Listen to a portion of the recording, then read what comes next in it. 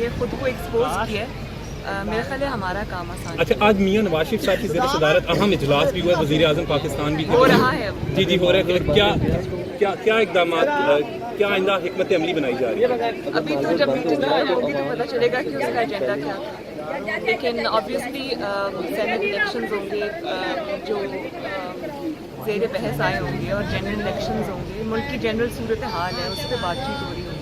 ثانیہ قصور کے حوالے سے ابھی تک جو ہے مجرم نہیں پکڑے گئے، اس حوالے سے کیا کہیں گے آپ؟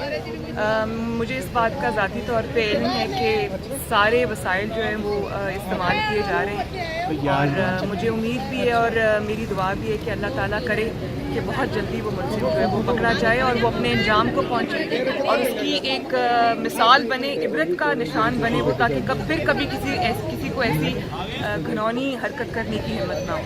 شکریہ جی. میاں محمد نواز شریف زندہ باد. میاں محمد شہباز شریف